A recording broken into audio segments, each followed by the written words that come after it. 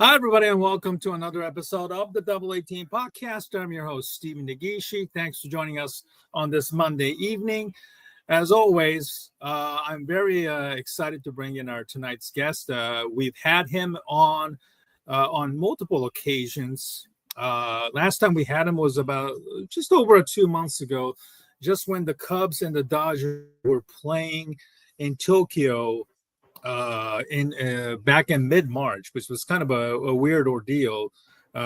Shortly after the series was over, we discussed about the Chicago Cubs and baseball in general. It is none other than Alex Patt from the Cubbies Crib.com, part of the Fansided Network. I am also a Fansided.com contributor as well. Alex, welcome back. Good evening, and thanks for joining us.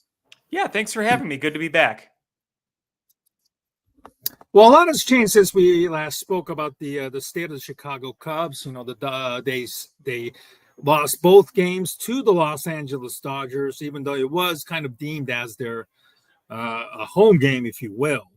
But from that experience to where they are right now, currently, the Chicago Cubs are in the first place. Full disclosure, I was actually attending the Cubs game yesterday with their 3-game series against the AL leading Detroit Tigers. Mm-hmm. We'll get to the Tigers series in a little bit because I have so much to talk about the series and the umpires and everything. So let's talk about the Cubs where they are currently. Compared to our last conversations to where we are right now, Alex, is it? Are you comfortable, with the way the Cubs are playing, and are you comfortable enough to say, yeah, this is a legitimate contender now? Yeah, I mean, I feel pretty solid about this team overall. There's obviously still holes to fill and, some things to clean up here and there. Right now they got a tough stretch because they're playing a lot of good pitchers and their offense has been a bit more up and down, but you're going to go through the ebbs and flows of baseball like you do every year. You're going to have times where you don't score a lot of runs. You're going to have times where you struggle a little bit on things. And, unfortunately, one of the things that's kind of stunk is some of the injuries we've had. Obviously, Shota Imanaga and then Justin Steele out for the year. Miguel Amaya being out for an extended period of time. Porter Hoge being out. So we've had a number of rough injuries. I mean, so far they've been able to handle it overall. But, you're going to have to add eventually. And they're shopping for pitching. It's been very active. They've been active on the market for pitching.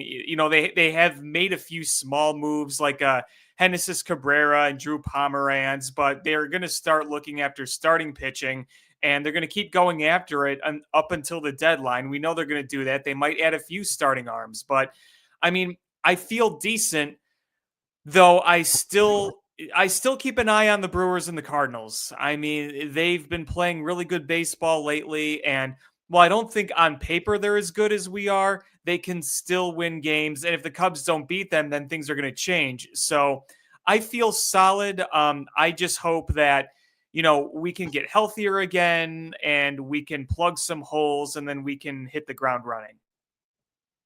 Mm-hmm. Yeah, there's no question. I think the team has certainly played very well. The schedule, as odd as it was, facing a lot of the, West Coast teams in April and parts of the May, I think they have managed to find a way to win games, win a lot of series, some of them sweeping the teams that you really had to do, like the White Sox and Colorado on consecutive weekends.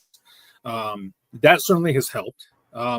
So as I was saying, I went to the game in Detroit on Sunday, and the Cubs lost the game, unfortunately 4-0. Mm-hmm. But the story of the series on that weekend was the umpire, which was atrocious and got a lot of criticism online. Yeah. Saturday was Dobbins, I believe, the home umpire, who was caught yelling, saying, I'm going to do the base, do the best I can or whatever. Yep. And then Sunday, the game that I attended, it was Derek Thomas, who is a unless you're a real diehard, you just don't really care much about these umpires or much less their names. And the fourth inning was the whole the things that unraveled. Nico Horner was clearly a victim of a bad strike, and he was obviously caught, saying you have a very bad day, which is nothing harmful. And then he got the thin-skinned Thomas toss him out. Yep. And then Craig Counsell came out and then stood out for him, and he got also tossed out. And I'm not saying the reason the Cubs lost yesterday was because of the umpire, but that really made my experience really, really sour, knowing that Nico was no longer available. And then, you had to have Brujan play second base the rest of the way. Unfortunately, it certainly didn't really make much of a difference. And, with Counsell being kicked out, I think the game was pretty much, over there, unfortunately. So this coincided with the announcement that ABS is finally being implemented next season. And Ken and I, obviously, my co-host Ken Fang and I had a lot of the back and forth discussions about this. I also called into ESPN 1000 to talk about the, gripe about the experience. Alex, give me your thoughts on the ABS being implemented, and will it, make the game or even the umpires perform better, in your opinion? Yeah, I mean, that's a good question. Obviously, they know, kind of like with the other replays that we've had over the years, that their performance is going to be looked at even closer, because you could say, hey, this umpire this year had this many calls overturned. And I'm sure that people are going to keep stats. There's going to be records of how many strikes and balls are being overturned. I was always of the opinion of umpires should have a mask on that has a computer in it, like you kind of see through it and you see the strike zone through the mask. That's what I think they should do. But they're going to go to the automatic balls and strikes, and maybe it does tighten things up a little bit. And what's going to be interesting is different umpires have slightly different zones. There are guys with more conservative zones. There are guys with more liberal zones. There are guys that call more up high. There are guys that call more wide. So it's going to be interesting to see what that looks like the first year. It's going to be interesting to see, the comparative data. You're going to look at what they called balls and strikes in the past, what they called balls and strikes initially with this new system, and how many of them got overturned. There's going to be a lot of data on all of this, and it's going to be collected, over the next few years. So it is something to keep an eye on, how, tight these strike zones become. And I think what's also really interesting too is when you look at the modern state of baseball, it's not an easy job. I mean, you got guys throwing 100 miles an hour more than ever, and they're putting wicked movement on these pitches. It's not easy calling a lot of these balls and strikes. There's borderline, which you can understand, but like Nico's ejection yesterday was egregious. And that wasn't the only egregious call we saw over last weekend in Detroit. So that stirs up a lot of the conversation. And when national people are talking about the umpire from a single game, it's never anything good. Umpires never get credit for doing a good job. They're always talked about when they're struggling, when they're not, calling the right balls and strikes, or they have weird, out calls at the plate that get overturned that are pretty obvious. I mean, even in the game against Detroit where the Cubs won, the final play was a pickoff. They called him safe, but he never even touched the bag. It was a clear out. So when those stories trend, it's never because the umpire's doing good. So this definitely will be interesting. Yeah, even locally here, 97.1 The Ticket, the only sports station in town. They were talking about it, from a more of an objective standpoint, because obviously Tigers took 2 out of 3, and they could be just harping on Chicago being a sore losers and blah blah blah. But they were actually talking about how bad the umpires were, and then the afternoon show host Mike Valenti was actually railing against the umpires. Waddle and Sylvie was upset as well this afternoon. Yeah. Sylvie calling them fat, overweight, blah, blah, blah, et cetera, et cetera. To me, I would also like to add that, as a person, I paid $60 almost for the ticket with the fees included, and then $35 for the parking itself. Now, obviously, the food and the drinks in the stadium is so damn long. You're just basically going to, miss out on the experience watching Right. it, even though with the TV screens all over it. So I decided to eat something cheap and then just get to the stadium and just focus on watching the game itself. I don't blame you. Yeah. And then from a fan's perspective, as well as the fact that the players are making, so much money, whether you're a pitcher or a hitter, with the bonuses and incentives, et cetera, being involved in, and the teams also having, more playoff spots to compete for. I just don't understand the idea that how in the world people would only, accept the beauty of the human elements when the human umpires and the umpire union themselves don't hold each other accountable. So I know a lot of people are against the, like a full-on robot technology in professional sports, whether it's, baseball, football, hockey, and other sports. But, if there's no accountability amongst themselves, this ABS itself, even with the implementation, I'm just really hoping that it will hold the umpires accountable, because, if you get challenged and if the call is overturned, whether it's a ball or a strike and vice versa, then that means you're not really doing a good job at all. And then maybe you should probably, receive a, Angel Hernandez treatment. What do you think? Yeah, I mean, like I said before, is when you're able to compare the data after the ball and strike and you see how accurate you are. And, obviously everyone's going to leave room for mistakes. They're going to be mistakes. It's never going to be perfect. But, there's obviously going to be ones that are worse than others. And there's going to be, okay, missed call here or there versus, okay, this is consistently an issue and everybody sees it and you can see it frequently, game in, game out. And that's what you're going to look at. And I think that with automatic balls and strikes, that's one way you can at least start off saying, hey, we're not getting rid of the humans behind the plate, but we are implementing technology to try to perfect the jobs of the officiating, like we have with other things. You can get a review on a play at first, the second, the third. You can review a catch or not. You can review foul or fair. I remember when they first implemented replay for like foul or fair balls, and that was over a decade ago. And we've obviously progressed a lot since that, and we've been able to review a bunch of other plays, and it's only going to get more and more sophisticated with the way they do it.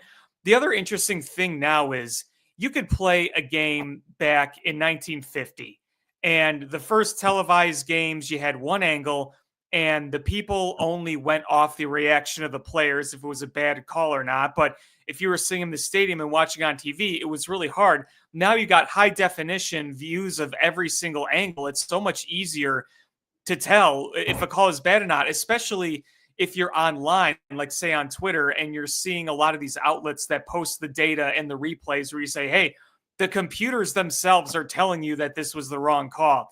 So you're under such a bigger microscope now than ever with all this technology just to even see the play. So now you kind of have to find a way to get it more accurate.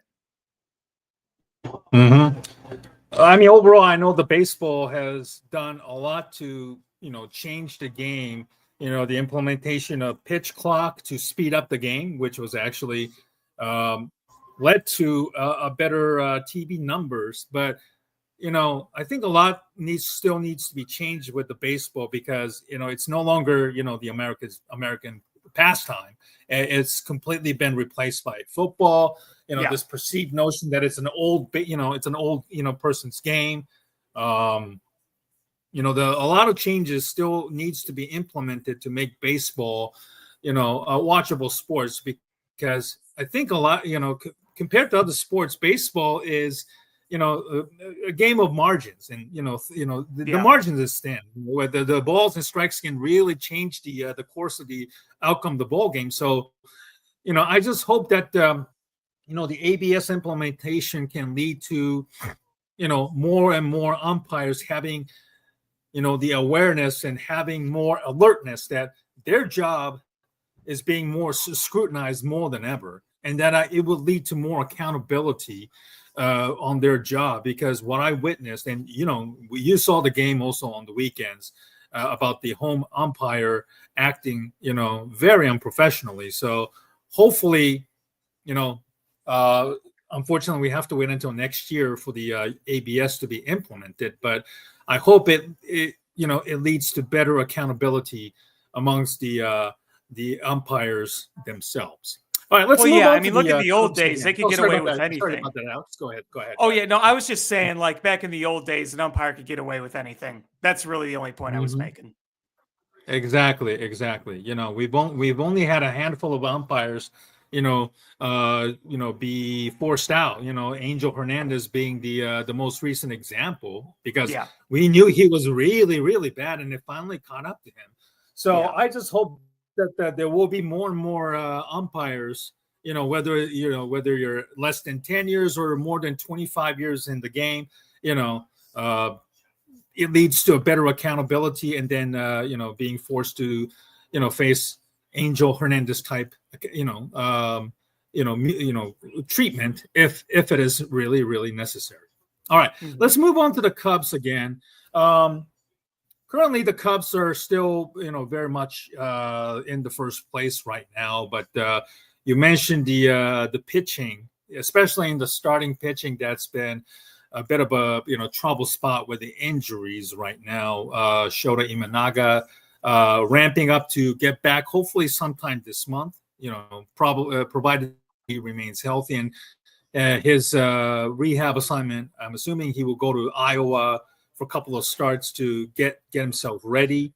Colin Rea certainly looked like at this point is probably heading to the bullpen. I had this debate over whether it's Ben Brown or Colin Rea moving to the bullpen once Shota Imanaga comes back up.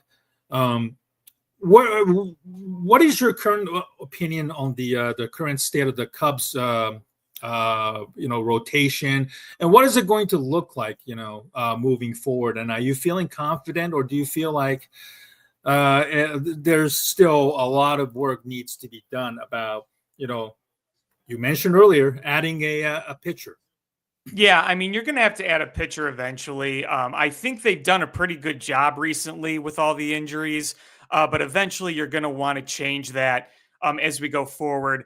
I do think that Colin Rea should be the one to go to the bullpen when Shota Imanaga comes back. Yeah. I hope it's a trend, because the last two starts for Ben Brown, start/opener, looked really, really good. So hopefully he could build off that. I mean, his ceiling is pretty high. He just needs consistency and control. Yes. So hopefully that's a good sign. I would really like to see Shota be able to come back and him be able to stay in and be consistent. And then, Boyd threw another good game tonight, but it looks like he's not going to get any run support again like he did the last time when he pitched a near no-hitter in Washington when Mackenzie Gore outdueled him. So, but you are going to have to add pitching, because you just need to. Every contending team has to add pitching when that time comes. So I think when Imanaga gets back, you'll at least be able to say, hey, we have ourselves, one of our top two guys back. Because Steele's obviously not coming back. But when you get him back, you push Colin Rea to the pen, and then you can kind of evaluate going forward. How do you evaluate Cade Horton's performance so far? Yesterday I was there. He was very erratic in the first inning as well as the fifth inning. In between, he was very, very fine. I think it was almost 2-to-1 strike to ball ratio. He was actually dealing quite well. Somebody was mentioning that, whenever Horton starts, maybe they might need to do an opener, just like his major league debut with the Mets last month. Do you agree with that assessment? Excuse me. And do you like the idea of an opener concept?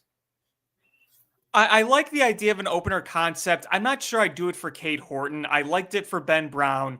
I liked it when they did it for Colin Ray. I think Cade Horton is pitching like a rookie pitcher with a high ceiling. You see a lot of goods and you see a lot of things that need to be worked on. I think that what he did Sunday was the exact epitome of a rookie pitcher. You saw some goods, you saw the promise, you saw a few mistakes, and you're going to have to go with the growing pains with a rookie pitcher, no matter how good or bad. Obviously, Paul Skeens is a generational guy. You can't like compare to him or like what Strasburg did. But boy, you can compare to many other pitchers that ended up being really, really good. And they went through the ups and downs of a rookie year. So he hasn't been dominating in terms of a bunch of strikeouts, but he kind of grinds away and hangs in there. What I think has been impressive with Cade Horton is he's faced a number of challenges where, it's a tough situation. There's guys on, and he's kept his cool. He's been able to keep his cool and prevent things from unraveling. I think that says a lot about a rookie pitcher. If the Cubs do add a starting pitcher, somebody has to be kind of like the odd man out, in the rotation. Do you see that being Cade Horton, or do the Cubs decide to go with the 6-man rotation, whoever they decide to add at the trade deadline? I think that's a to be determined type thing. We got to see how Cade Horton keeps going. We got to see how Cade Horton keeps, facing these different teams and how he performs. We'll see what they feel about where he stands in the big leagues. Is there room for him to go down? Do they maybe send somebody else to the bullpen? So I think we're kind of in the early stages of that evaluation, but it's definitely things that they're evaluating. If they went with a 6-man rotation, okay. If if Cade Horton was, showing the ups and downs, but they saying, hey, we're going to try to get a guy for a stretch run. We're going to, kind of ramp you down here a little bit, then okay. I'm myself am interested to see how that goes. But yeah, I think we need maybe another month to see where we are in early mid-July. Are you confident that Ben Brown is have a staying power to be the starting pitcher, whether it's the middle or back end? Do you feel that he is going to be a starting pitcher, or do you feel like he's going to be moved to the bullpen at some point? I'm choosing to be optimistic about him. I just think the stuff is really, really good. Even if he did end up being a reliever, that's okay. Mm-hmm. I think he's got the stuff to be an effective pitcher, regardless of the position. So I'm still high on him. Obviously, there have been some really ugly, frustrating moments this year, but I think that he's when he's good, he's good. And even in some of his bad games, it'll be one just bad inning, and he'll have a number of good ones. So I see the promise there, and hopefully what he's doing right now just builds more confidence. The bullpen seems like they finally turned a corner after a horrendous start. Caleb Presley is no longer the closer, and he seemed to have found a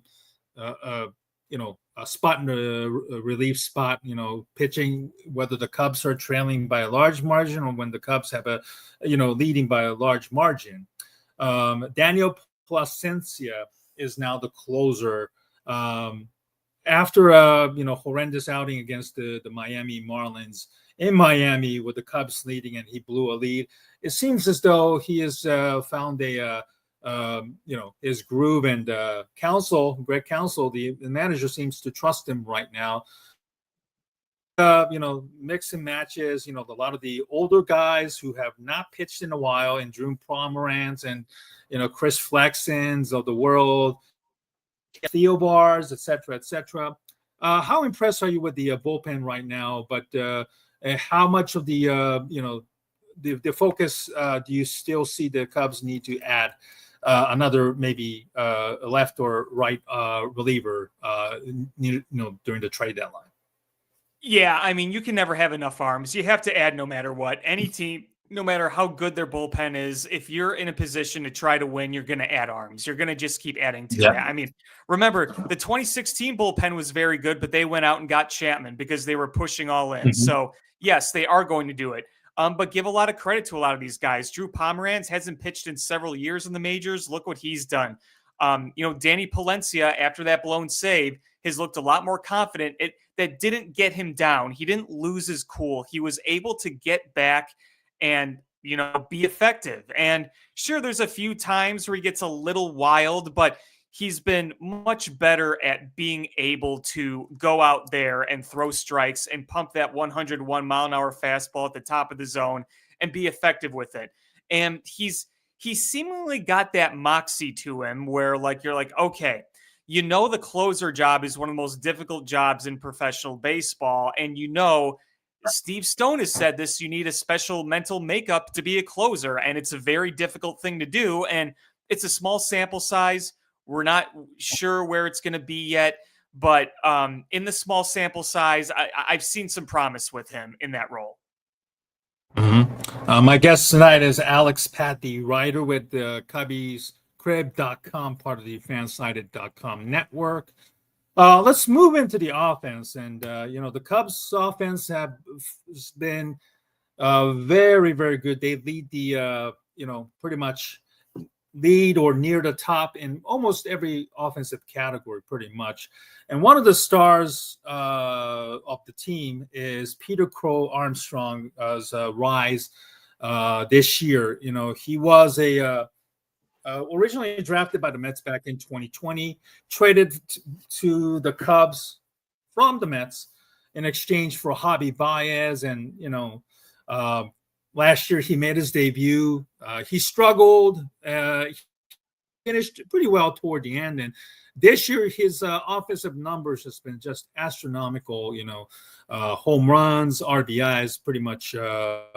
He is like the new face of the Chicago Cubs, even though he wasn't originally drafted by the Cubs right now. But how surprised are you with the rise of PCA, as people like to call him?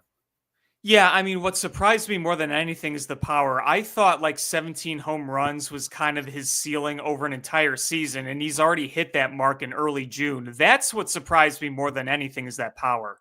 But you like to see him hit. You like to see him get on base. He's not an on-base machine in terms of walks, but, lately I'll say this. He has walked a little bit better. It's small sample size again, but he's taken some walks and, he has gotten screwed out of a walk or two with some of the bad umpiring. But, it's just been a joy to watch on all levels, and hopefully he keeps it up. But, I did not have him having 17 home runs before June 10th on my bingo card, that's for sure. Right. Sometimes, I see him get really, really amped up and then swing at a lot of the, pitch outside or, down and out. That's a work in progress. Yeah.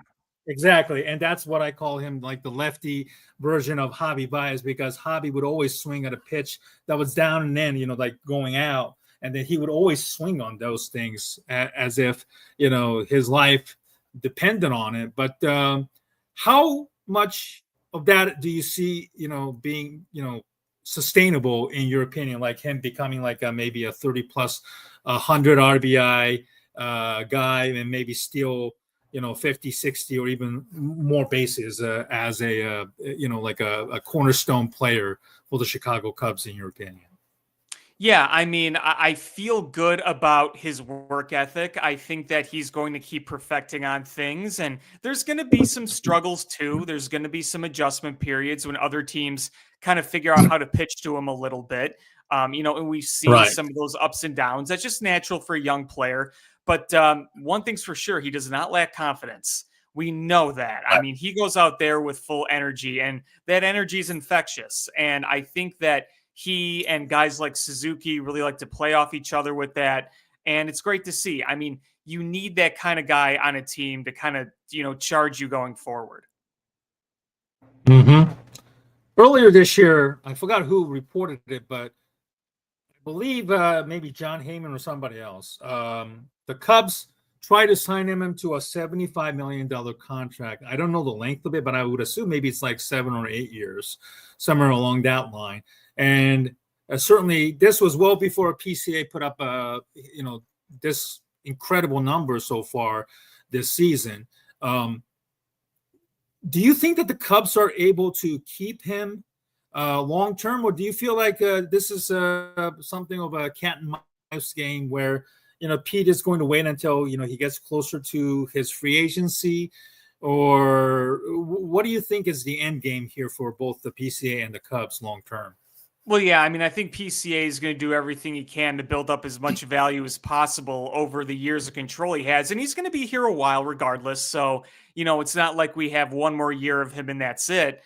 So he is going to be here a long time regardless. But he bet on himself. And as soon as he did that, after that, offer, he's been playing much, much better. So I just see him keep betting on himself. And if he keeps doing what he's doing, that price is just going to go up. Speaking of guy who is 1 year left, it's Kyle Tucker. We talked about this back several months ago before the start of the season. Obviously, Kyle Tucker's production has been outstanding. May not be the big numbers that you kind of expected, but as a two-hole hitter, he has hit home runs, he has driven RBIs. He is his contract is indeed expiring. Yep. Do you see Kyle Tucker be able to sign long term? Do you think the Cubs will be able to keep Kyle Tucker long term, or is this basically a one and a done deal, kind of like with the Juan Soto with the Yankees last year? Yeah, I mean, to me, it feels I may be 60-40 on if he comes back versus not, because I think there is a chance that he does, but I still think it's going to be, even if he does come back, he's going to test free agency. I mean, that's just the way I feel. And maybe the Cubs do end up giving him the offer. What I worry about, though, is the Dodgers are just going to swoop in and offer him $1 billion. So, I mean, they have unlimited funds there. So I'm not gleaming with confidence, but I'm not going to say it's impossible either. Mm-hmm. Boy, I tell you, this is going to test a lot of Cubs fans' allegiance and patience this offseason. Oh, big time. Certainly. Yeah, big time. Oh, yeah. The Ricketts have not shown that they are committed to really winning at all costs, per se. And, the White Sox made the news this week about Justin Ishba, who is the part owner of the Phoenix Suns, who, it's been long rumor, but it finally became a news that he is going to start, pumping in some capitals that eventually, with the idea that he's going to take over and buy the major majority of the Chicago White Sox ownership from Jerry Reinsdorf. Obviously, this is a Cubs talk, but we're going to talk about the other team in the Chicago area. What did you think of that news? And then do you see like that the Cubs maybe having some of that possibility, knowing that the Ricketts aren't exactly flooded with cash themselves, and then that maybe they might have to start entertaining that idea of bringing in another part-time owner per se? Yeah, I don't think they're going to do that. Obviously, the news, I think all expected there to be a succession plan with Justin Ishbia as soon as he started buying the minor stakes in the White Sox. What just got me was the whole deal is kind of weird because it's like, well, we're not selling you the majority share or the controlling share. Right. It's technically the controlling share because you can own more percentage of the team, but you don't have the controlling share. Because Reinsdorf's actual percentage isn't that much, but he's got the controlling share. But it's like, well, if Ishbia wants to, starting in 2029, you could start buying it, and then by 2034, he could be the majority. That's where I thought, I'm like, okay, that whole thing is a little strange. So there's going to be some time before Ishbia is going to be the majority owner or the controlling owner. With that said, though, is if you're going to get infused with cash, that's going to make a difference completely. Mm-hmm. What do you think is holding back Tom Ricketts from spending money other than the luxury tax? There has to be something else. Yeah, I mean, I always wonder. I mean, the baseball is what the books look like. Oh, Ian Happ just hit a moonshot to tie the game. Oh wow, okay, He just hit a bomb. Wow, okay. Hap has been really, I really got to talk struggling. about that. No question. I apologize for interrupting what you were just saying about the Ricketts, but the baseball is really, really flooded with terrible owners. We talk about Pittsburgh, Tampa, and then let's not forget about Oakland, Sacramento, or Las Vegas, whatever they want to call themselves these days, and then Colorado, who's probably going to break the White Sox record for the worst record in Major League history in less than a year. Where do you put the Ricketts and their inability to commit to winning, and what's preventing them? Yeah, I mean, it's one of those things where you wonder about all the properties they own, right? Because they're in the real estate business. That's the big thing, is they own all this property in Wrigleyville, and they're buying more of it still.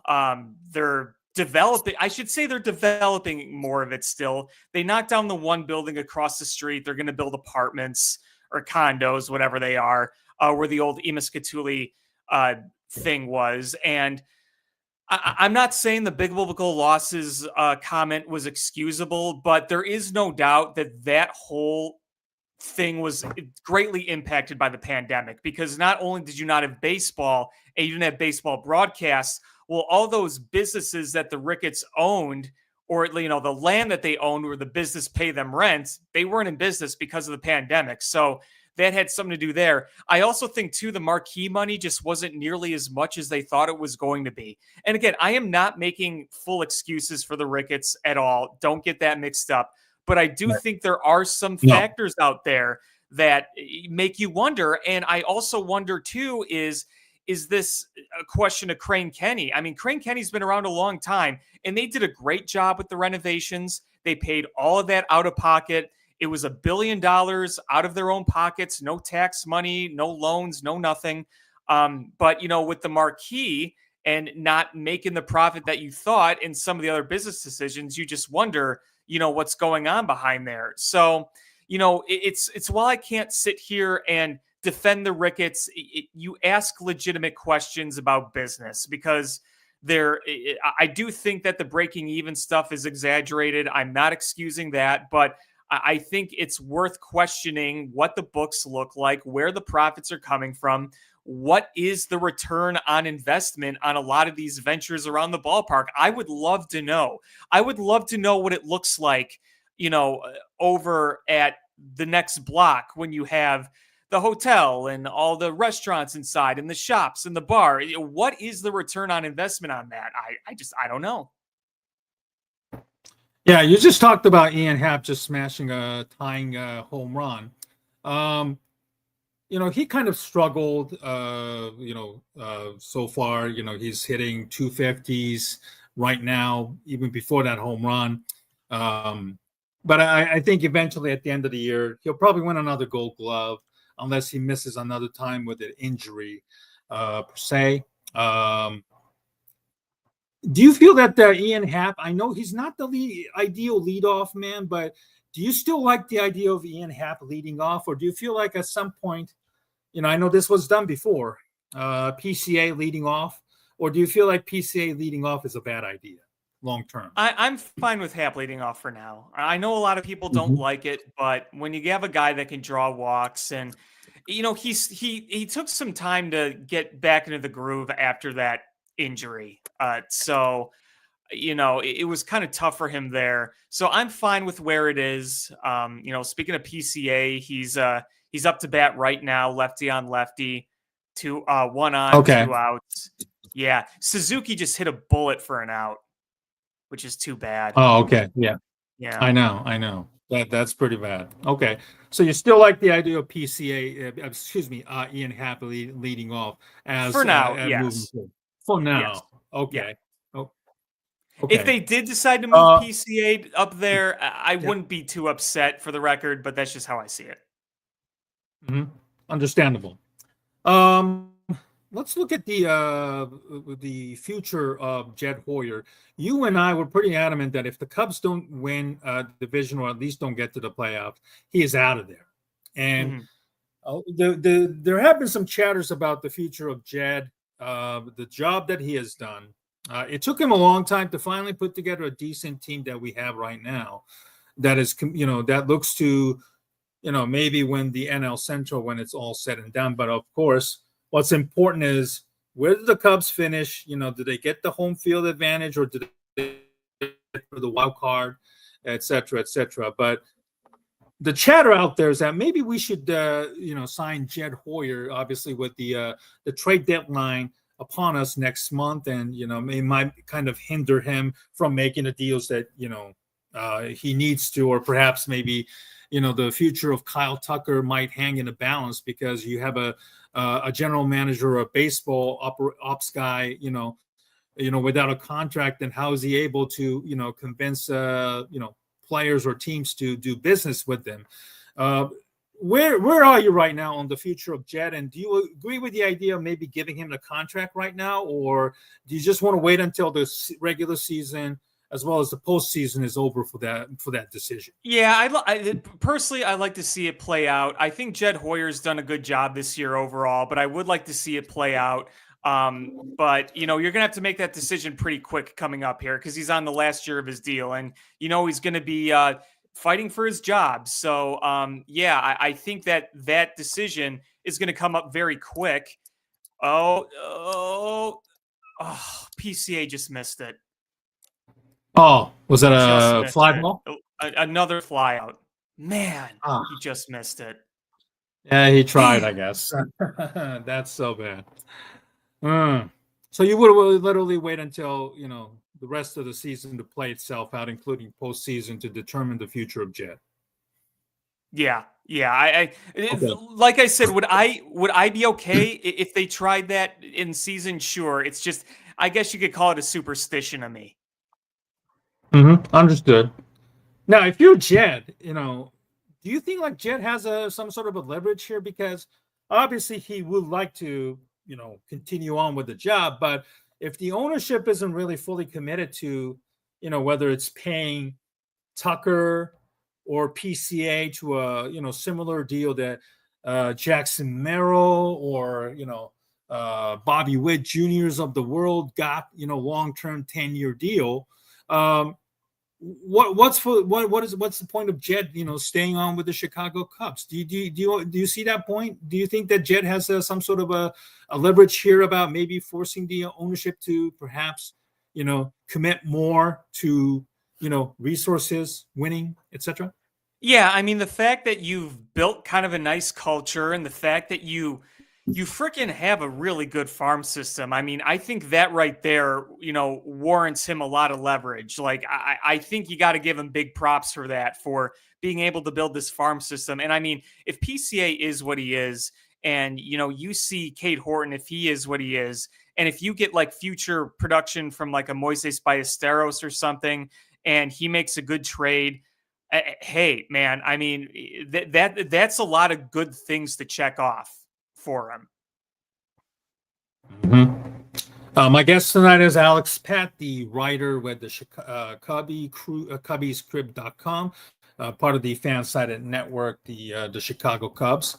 You mentioned about the minor league system that Jed put together, and I've always joked that as critical as I have been, I always said that Jed's ceiling is maybe a farm director, not the total baseball ops guy. But so far he's kind of proven it wrong here. But obviously we'll have to wait until the regular season plays out as well as postseason if the Cubs do make it there.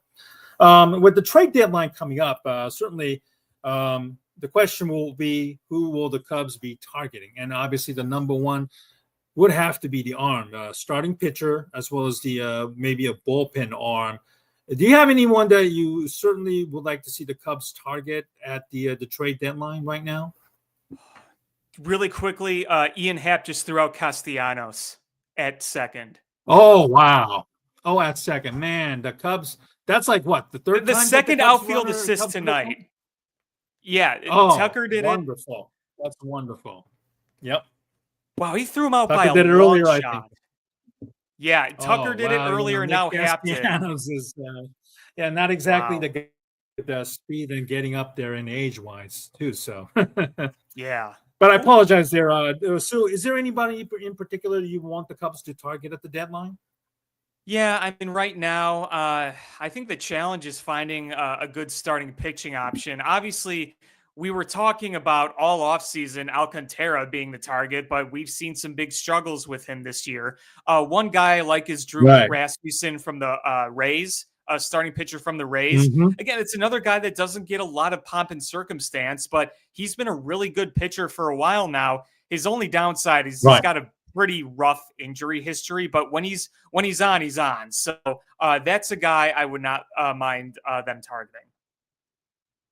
Mm-hmm. Do you wait until maybe mid-July to say, okay, I think we can work with Sandy Alcantara, or would you just say, you know what, he's coming off and Tommy John from 2023. We'll just wait for. We'll just bypass on Alcantara. Maybe the Marlins themselves are like, yeah, he just doesn't have enough trade value for this year. We'll just wait until next year or something. Yeah, we'll see. I mean, obviously, I think a lot can change in a month, so that's just something to evaluate right now. Mm-hmm. Chris Sale's name has kind of popped up as Atlanta Braves continue to struggle. They're 10 games under 500 right now. Are you in or out on Chris Sale, given that his, he is 36 years old, but he has pitched in there.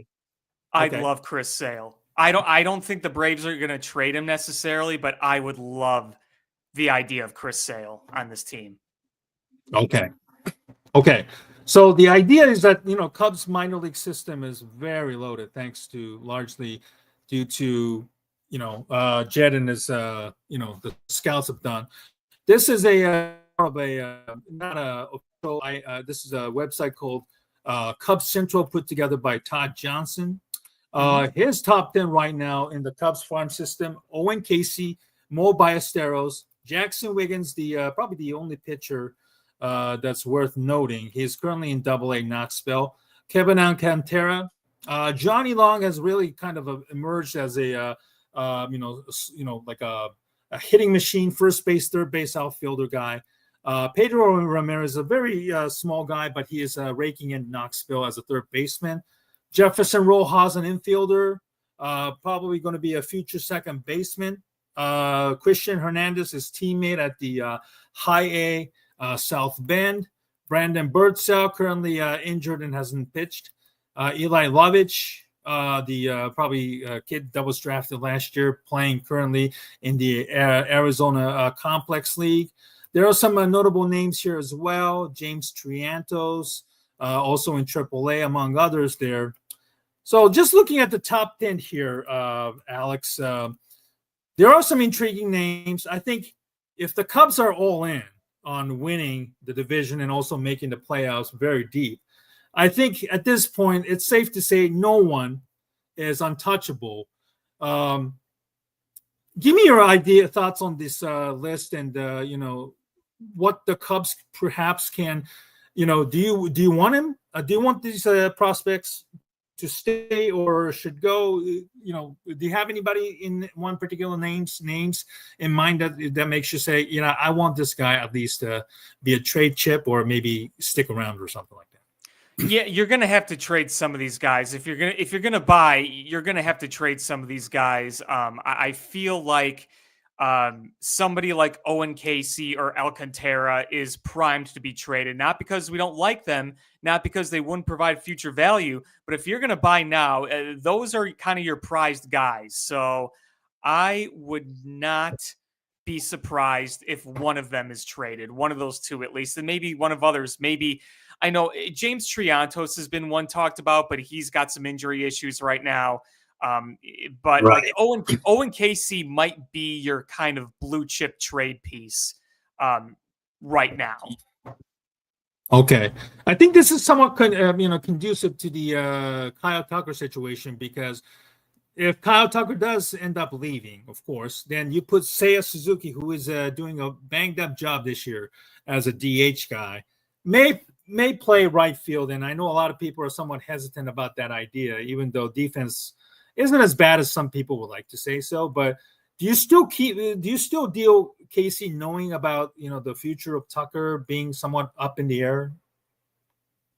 Yeah, I mean, I think that is something that definitely comes to mind. But Uh-huh. at the same time, you have to play for this season, right? Yeah, So you have to make decisions based that's on this understandable. season and this season alone. So, I even said Right. in the offseason, like, hey, if you leave with Kyle Tucker, he leaves, and you still have Kevin Alcantara, the hope would be Kevin Alcantara becomes a star right fielder to replace that. But Mhm. that's a big ask. There's no guarantees there. You know what you're getting in Kyle Tucker. You don't know for sure what Mhm. it's going to be with Kevin Alcantara. But That's true. That's like true. I said, you got to play for this year. Hmm.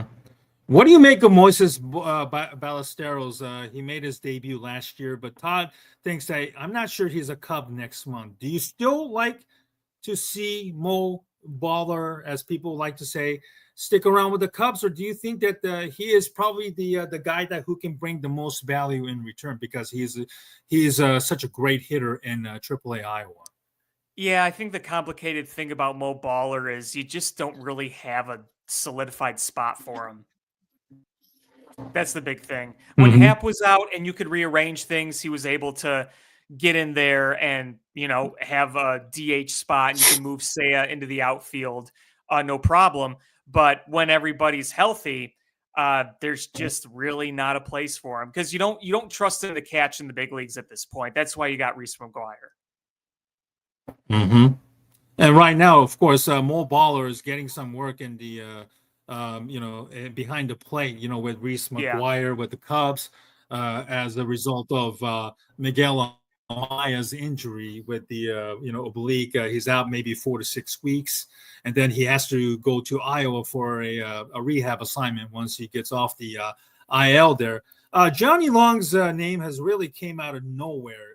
Jonathan Long, ninth round pick in 2023, I believe, out of Long Beach State, which is a strong, baseball school down there on the West Coast. But obviously, Michael Bush has done a great job so far, even though he still get benched every now and then when there's a lefty to be faced with, like we saw with the Tariq Skubal on Friday night against the Cubs on the series opener. What do you think of Johnny Long's future, and then do you think it's tied with Michael Bush's performance? Yeah, I mean, Michael Bush is the guy. I just think he's just simply the guy. I don't think he's getting replaced anytime soon. Of course, unless injuries start to hit the Cubs, if Right. Michael Yeah, I Bush, mean, there's always that. Right, there's always that possibility. Mhm. It's nice to know that there's possible uh, insurance down there if things were to happen. Obviously, he hasn't played in the big leagues yet, so you don't know what you'd get at this level. But Right. yeah, I mean, as long as Bush is healthy, he's your guy. Hmm. What do you think of the idea of maybe the Cubs having to, package these guys? Okay, maybe not Alcantara, but perhaps for Mitch Keller with the Pittsburgh Pirates. That's one of the names being mentioned around, or even for Chris Sale. Would three guys for one get the job done, or do you have to give up more?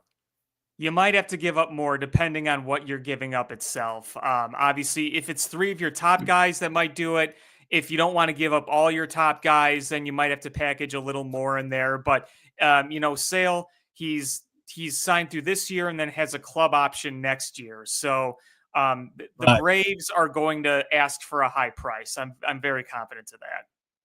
Hmm. Perhaps maybe Chris Sale and then a bullpen arm could be thrown in, or maybe a veteran bat could be also included, because I do think that the veteran bat off the bench, or maybe somebody who can be a DH once in a while, is a significant need for the Cubs right now, because you only have Vidal Brujan, John Birdie, and then Justin Turner, the old veteran, pretty much coming off the bench. That doesn't exactly strike confidence. Somebody coming off the bench to whether hit a home run or just drive in a run. What do you think? Yeah, I mean, I don't think you're going to buy like the big star, but I do think that you buy somebody that can be good in a certain situation. You get just kind of one of those pro guys, that could go in there and execute in a certain situation. It might not be the flashiest thing, but if you plug that in a certain spot, then you can take that and go a long way with it. Mm-hmm. Well, Alex, thank you very much for joining me tonight. It's been a pleasure talking with Chicago Cubs with you. Always. It's been, as always. And you can follow Alex's work on Twitter at Chai Fan. I believe the number 2 there is listed. Yep, for work on Alex's fine work there. And then you could also follow him on his writing on cubbiescrib.com as well. As you can see at the very bottom, the Alex's X handle, as well as the X handle on the cubbiescrib.com. Alex, thanks for your time. Let's do this again in a couple of months, hopefully after the trade deadline. Hopefully the Cubs are in a really good spot once again, and then the makeup to the team.